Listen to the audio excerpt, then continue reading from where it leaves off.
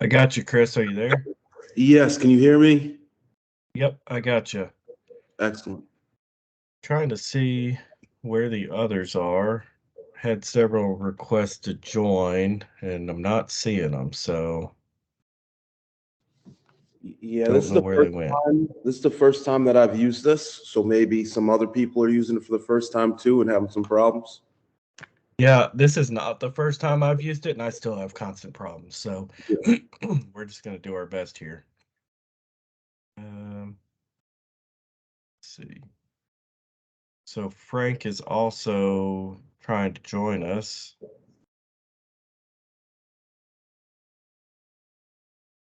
Oh, there we go. Hey, there's Frank. Okay. Hey, All right. So you're the only two so far. We don't want to wait all night, so we'll just go ahead and get rocking. Um, any objections to that? No. Okay. So we are recording the meeting, just so you guys know, because I'm gonna try to post this later for the two that can't join us. That way, they have the benefit of the information, just like you guys do. Can you guys hear me okay? yes. All right, cool. So let's see. Essentially, what I want to do is kind of go over some neat tricks and tips that I've got in Microsoft Word to show you how to do some APA formatting. You can use it to do your in-text citations, your references, your all your regular formatting like hanging indentations and uh, your regular indentations, doing all of your leveled headings and stuff. So it's super cool. Makes your job a lot easier. And I didn't learn this trick until well into my college career. So hopefully we can get you guys on the front end, and as you go forward, it'll make your life a lot easier. So any questions before we get started? No. Okay. So the paper that I'm gonna let me go back. Hang on, I gotta share my screen here.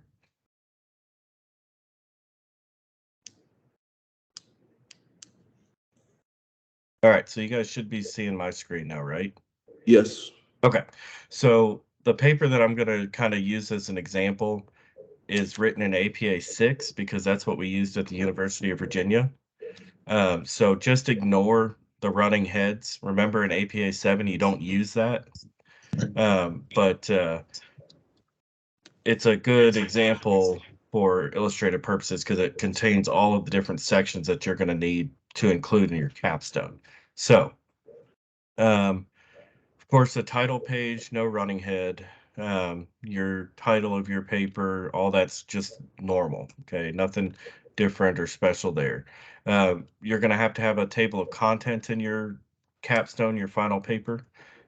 This can be easily generated for you. I'm going to walk you through how to do that.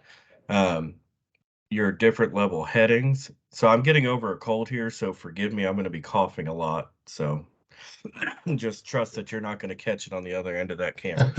So, okay. So I'm going to show you how to do the different. Let's see. Is that somebody else trying to join? It is.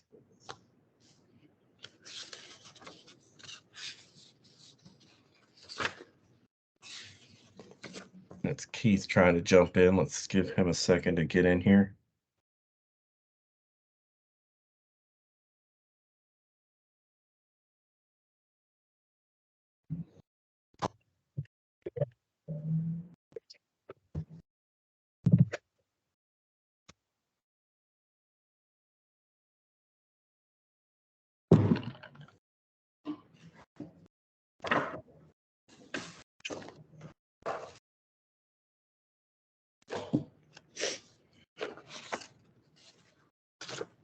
Say he's coming. I don't know.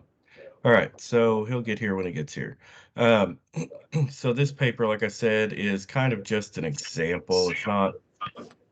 It's not going to be exactly what I'm expecting from you guys, but it is going to be a close representation of the different sections. Really, I'm using it to show you some tips and tricks and techniques. So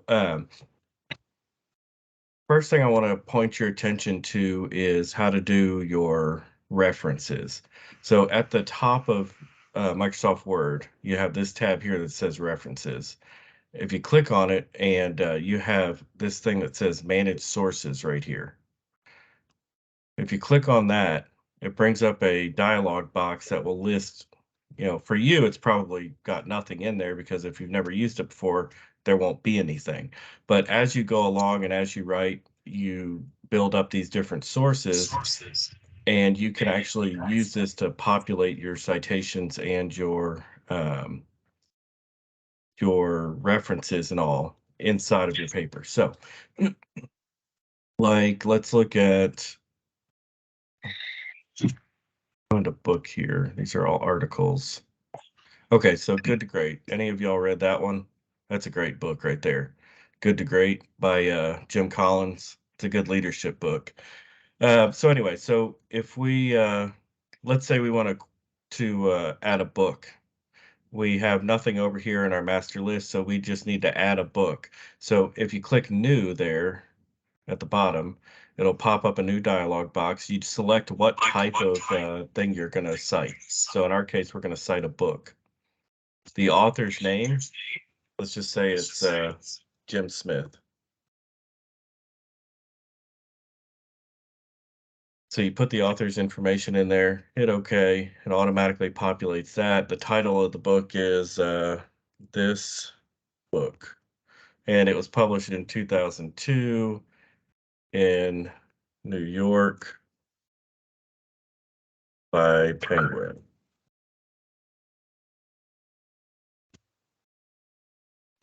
Okay, so you have other boxes that you can put in there if you want, but based upon the type of publication or whatever that you're citing that you select up here, Word will automatically tell you what's required by APA. So you'll see that we've got APA selected here. So anything that's got the red asterisk, you automatically know you have to have for your APA formatting. You can add other stuff too. So if it's only certain pages, or if it's an online reference and you need to add a URL or a DOI or something like that, you can do that also. So once you have all of the information for that source in, you just hit OK, and there it is. It shows up. Now, what's really cool about this is it shows you right here in this box exactly how an in-text citation should appear and exactly how the bibliography entry should appear. So that's great. But you can do that in a dozen different softwares. But what's really, really awesome about Word is, let's say you want to cite this sentence right here to that book. So remember, the punctuation always goes after the end of the citation. So at the end of your sentence that you've written, you want to cite that book. You go back up here to the reference tab and go to insert citation, and you just find that book. Yeah, So we know it's Smith Jim, this book. So you just select that and it automatically inserts it. that's So you awesome. don't have to worry about remembering how to type it. You don't have to Hmm. remember about commas and periods and all that nonsense. Okay. Let Word do it for you. So you'll I see got a when you, quick question before you move on, just so we yeah, don't go lose it. ahead. On the references section, I know there was a required field where it said author. Some don't have an author; they just have a title. I know APA 7 allows you to put a portion of the title. Is that what you would put there instead? No. So if it's not an individual author, it's what APA would call a corporate author. So what that is if it's say it's a study done by a group of people at the Federal Bureau of Investigation, the author in here, and in fact, I have many, many of those in here, is just Federal Bureau of Investigation. So it's called a corporate author right here. So you'll just click this little box right here and put that Okay. in here instead, if it's not an Okay. individual or group of individuals. So I didn't cover that. Let me do that. If it's a group of individuals, let's find this book again. Smith Jim. Okay, so if you have more than one author, so we put in Jim Smith, but let's say that there's also Jane Doe. So we hit edit and we go Doe, Jane, L or O, and we can add her on there too. And if there's a third one, we can go we can add, however many authors we need to add, and then it will automatically put Do an them add all. inside of it. So Okay. when we hit OK here, it's going to ask us, do we want to update the current list also? And if we hit yes, you'll see that our in-text citation here changed. Now it included all those other authors. So that's why I like this, because it's automatic. You don't have to go back and remember, did I change it here? Did I change it there? You don't have to worry about it. Let Word do it for you. Um, so it formats it automatically for you for in-text citation. So corporate authors, like I said, remember just to click that box there that says corporate author, and then you don't have to worry about how to format that. All So right, so individual. we're not gonna do three or more with the et al. We're just gonna do it that way so that we can get all three in there. If it's more than 3, you do the et al. Okay, So if it was like 5 authors, you would do et al. But no, you let Word do it for you. It's super that's easy. cool. Um, okay, so that's your in-text citations. Now, Word comes pre-canned with a dozen different style books. APA, like I said, I wrote this paper in 6th edition, so you're going to be using 7th. Don't let that throw you off, okay? So make sure you show APA's 7th edition here. You could do it in Chicago, MLA, ISO. You could do it in any of these other ones that I've never even heard of and couldn't tell you what they are. So you can pick your style book. So make sure you select APA 7 up here. All right, so we've written our paper. We're done. We're at the very end, and we need to cite our references. Okay, let's see. So we know that references always need to be on their separate page. They should never be just following the last paragraph. They should always start on their own page. So let me show you something here that is important. You should never. So we've reached the end of our paper, but alas, we have all this empty space. Instead of hitting enter to get to the end and go to a new page, right? We just do what's called a page break. So we're going to insert a page break right here. So we go to insert, page break, it automatically creates a new page. All this dead space is empty. What that does is it prevents it. Let's say we go back later, okay? And I forgot I want to add a sentence here about the NFL draft and how horrible it was this year. And now what that did is it pushed the end of my paper down some. But if I just have all these spaces where I manually hit enter, enter, enter, enter, enter, what that's going to do is push my references section down on the last page too. If we use that page break, it doesn't do that. Okay, the page break will always begin at the new page. So we don't have that problem where we have to go back and recheck things again. So again, this is all about saving work for yourself. Okay, so now we are at the end of our page. We have inserted our page break. We're ready to do our bibliography. Remember, never leave it indented. So references, bibliographies, title pages, all that kind of stuff should never be indented. So make sure you get straight to the left margin, then go back to your references tab. This button that says bibliography right here, you have 3 different built-in ones that you can do, and then you can do your own also. You can change them, you can rearrange them, you can call them whatever you want to call them, you can format them how you want. But Word comes with 3: works cited, references, and bibliography. APA calls for them to be called references, so that's what we pick. So we click on the word references there, and it automatically inserts it for us. Now you'll see, because I have it pre-formatted, my paper is built with a or a half-inch indent. You see that it's not centered. I need to make sure I go back and change that so that it is actually centered. But you notice it automatically adds the hanging indentation. It automatically puts them in alphabetical order. It will automatically Yeah. update my authors here when I add more. So let's say you get through that and you're proofreading your paper and you realize you forgot to add a reference, okay? You don't have to reaccomplish the wheel. So you go in here, you add your reference. We want to cite, let's say, a journal article. So the author is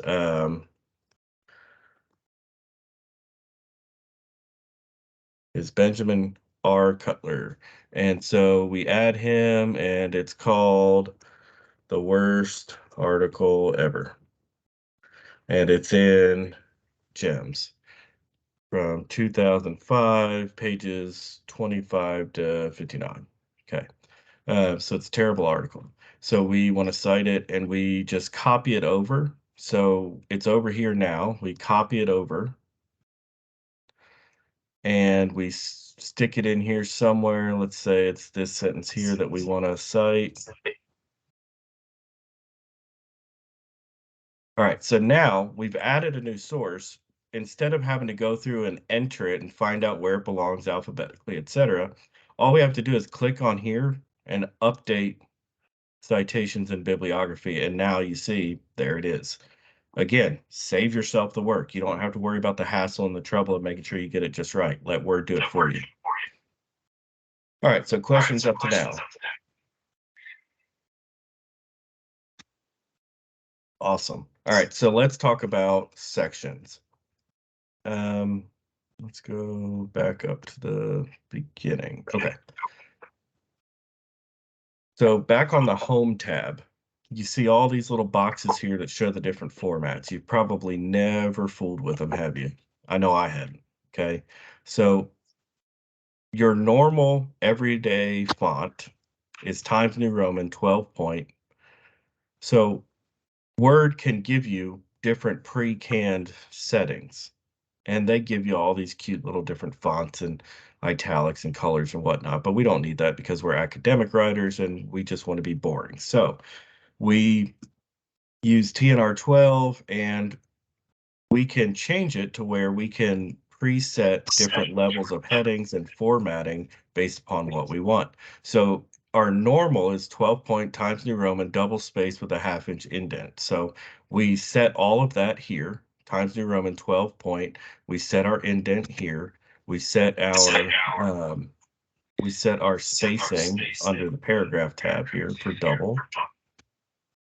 Once we have it set, you just highlight some of that text and then come up here to see where it says normal, and then you'll just right click on the word normal and update normal to match selection. Now, anytime I want to add something, if I want to add a paragraph here,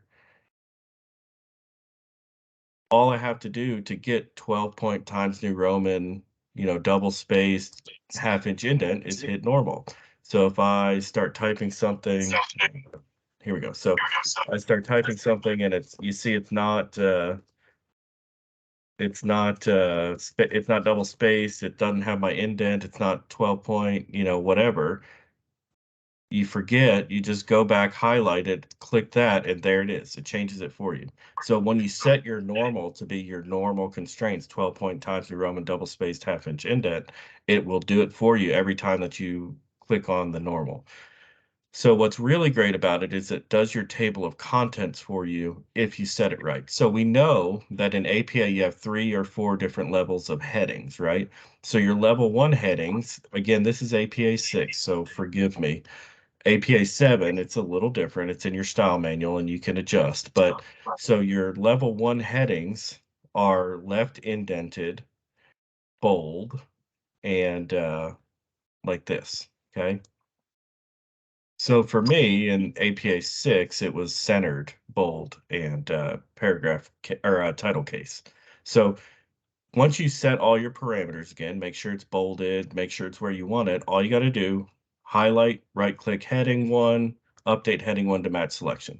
So now if I want to add a new heading, if I want to, instead of having to go through all that again and change it to bold and centered and all of that, all I got to do is hit heading 1. And now I type a new heading. It does it for me. Let's say, oops, that's not supposed to be a heading. That's supposed to be normal text.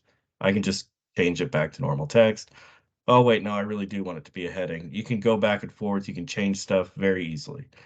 Now, my level 2 headings, I know they're left indented or they're left justified. They're title case. They're 12 point Times New Roman bold. I set all of that over here, highlight it, right click on heading 2, update heading 2.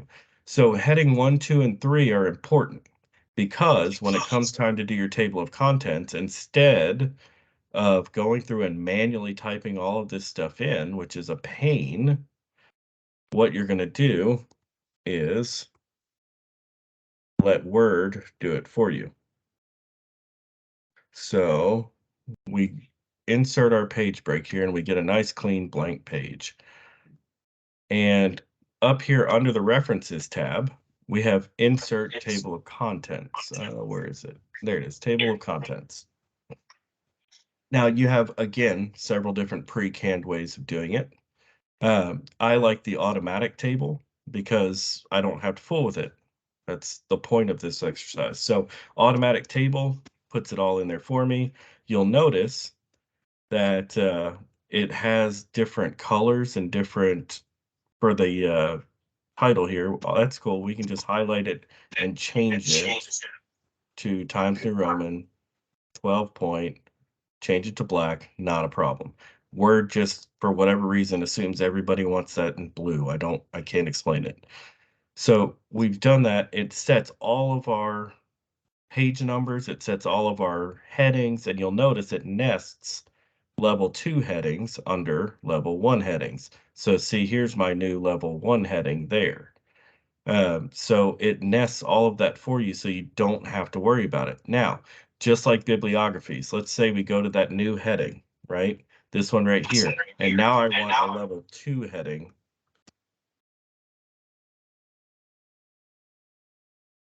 And I add that and I type all my paragraphs and everything's great. Instead of having to go through here and tab and line everything up and do everything right, all I got to do, update table. And there it is. It's right there.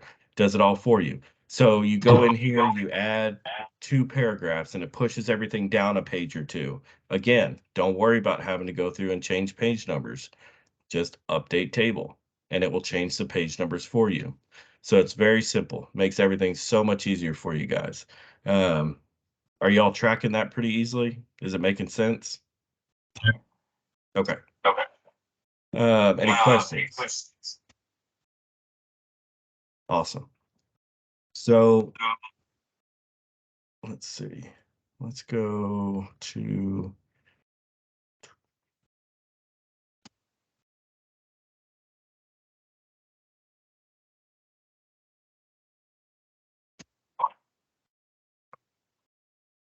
okay, yeah. So you have to have the title page, table of contents, and reference pages. So ancillary pages, just so you know, are any appendices that you're going to attach. So let's say that you have let's see, if you have like big lengthy tables and diagrams and whatnot that you want to include in there, it's okay to add tables and diagrams inside the body of the paper. I don't know that I have any in this paper because it was a pretty boring cut and dry paper, but if you have a paper that has tables and figures and whatnot in it, that's fine. But if it's something that's going to take up a whole page or more, um, you want to have it as an appendix at the end. So that's easily done. You'll just go to the end of your references and insert your page break there, and then you just have your new page for what you'll just call appendix 1 or 2 or whatever. And you just list them like that. It's very simple to do. And then you'll just put your tables or your figures or your whatever. But that will come after your references. Now, again, I'll show you the page numbers are jacked up because remember this was APA 6 and the University of Virginia is very behind the times. So no running heads, make sure your page numbers are in the upper right-hand corner. Another thing is just make sure that they also match. I can't remember how many times last term I had to remind students, check your page numbers to make sure they match the font and size of the paper. People have a tendency to go in and you add your page numbers and let's see. So we add our page number at the top of the page and it's great, but it doesn't necessarily add it in the font we want. And so it's Calibri or it's whatever, and you'll notice it doesn't match and it looks kind of dumb. And so just make sure that it matches the font of the paper. So That's the bulk of it. There's a lot more cool tips and tricks. There is, let's see, in the help tab, there is training on all of these topics. So if anything that I've said, you forget it, for whatever reason, this video doesn't get uploaded, and because like I said, I'm terrible with this stuff. If for whatever reason this video is gone and you need to get some help with this, you can go into this show training here. And if you want to look at references, create citations, references, bibliographies, there are tutorials built in here. So it will show you everything I've just shown you, and probably in a more effective manner. So there are tons and tons of resources inside of Word that we're just not ever trained to use, that I think are important. That's why I try to do this early in a class before you guys spend a lot of unnecessary time doing work you don't need to be doing. So, all right, that's pretty much it. How do we feel about that? Any questions? I had no idea you could do that with the with the Yeah, I didn't either until someone showed me. Wow. So That's gonna save a lot of time. yeah, Wow. it really will. And it'll save you stress too. Like I said, you don't have to worry about periods and commas and parentheses and, did I do it right? Did I get that one right? You don't have to worry about it. Let Word do it for you. So, Thank you. I like it. yeah. All right. So I'm going to upload this. We're missing one student, I think. Yeah. So I'll upload it. If you guys interact with him throughout the week, mention if there are any tips and tricks you see in here that could help, feel free to pass them along. Hopefully it's useful in your future classes. So if there's nothing else, that's it. Do we want to talk about any other topics, or are you guys feeling good about so far where we're at, or anything we want to talk about? I'm good. I think I just got to condense mine down like you and I had talked about. Yeah. I was I mean, looking. that's a big, broad world there to Yeah. talk about. I think I'm just gonna work on like one thing, maybe like environmental or something like that, and kind Yeah, of you go. can't go wrong. Any of them are deep enough to draw from. Yep. But I think it's more of a dissertation level research, not an 8-week course level research to Yeah. try to hit all of that. Do all of those. Yeah, that's a lot. Yeah. So good. I think environmental is definitely a good place to start. Yep. But that's it So. for me. All right. Chris, Frank, anything? No, I'm good. Thank you. I appreciate it. All right, guys. Well, good luck to you, and reach out if you have any questions or issues. All right. All right. All Thank you, right. sir. Have a good week. You too.